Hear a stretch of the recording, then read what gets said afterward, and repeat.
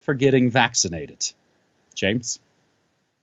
And let me throw another story into the ring, one from the independent.ie out of Ireland that shows that the Irish government is planning to underwrite virus vaccine firms to reassure patients as the UK approves the Pfizer jab. And it says that the government, the Irish government, has agreed to indemnify 5 drug companies producing COVID-19 vaccines against any liabilities that arise from complications with their rollout in the coming months. The move is considered standard practice, but is also a precondition of accessing doses of each of the company's vaccine and signals the government's confidence in the jabs being approved for quality, safety, and efficacy by the European Medicines Agency in the coming weeks. So, congratulations to all of my British brethren and family who now get to enjoy the benefits of Brexit. No, you're not under the remit of the European Medicines Agency. You've got your own approval process for this vaccine. Rubber stamp, rush it through. The Irish will have to wait a little bit longer, but don't worry, it will be underwritten and approved by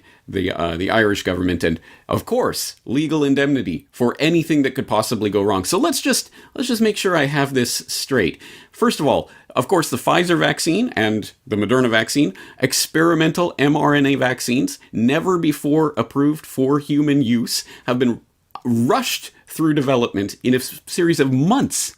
These vaccines generally take an average of 10 years to develop a new vaccine, and that's just the regular vaccine technology, not this experimental, never before approved for human use mRNA vaccine. Rushed through in a process of months.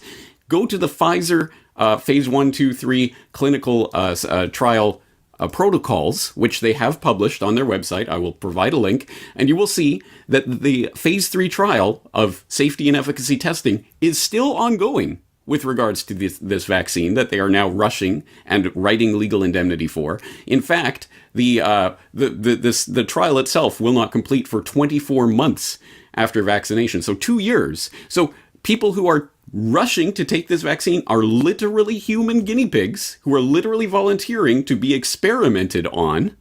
And oh yeah, by the way, in the US, of course, under Trump's Operation Warp Speed, the military has been empowered to deliver these vaccines within 24 hours after emergency use authorization takes place in the US, which it is going to. I'm going to make that bold prediction. And in the UK, as Whitney Webb reports, yes, the UK military is now actively targeting anyone who raises questions about these vaccines. You are the enemy, just like we saw recently with Canada, literally targeting Canadian citizens. Now the UK is targeting people around the world who might have questions about this vaccine. So if you are fine with all of that, you are willing to be the human guinea pigs in this mass scale experiment and roll up your sleeve and say, yes, please, I want this. Okay, fair enough. I do not own your body. I cannot tell you what you should or should not do with your body. I wouldn't presume to do that. It is your choice to make. All I ask is the same in return. It is my choice to make whether or not I do that, whether or not my family gets these experimental vaccines, and no one has the right to come in and abrogate that fundamental bodily autonomy. My body, my choice.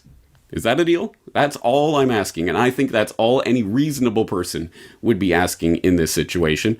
And I think there are some pretty important things that people should consider before they decide to become human guinea pigs in this mass-scale experiment.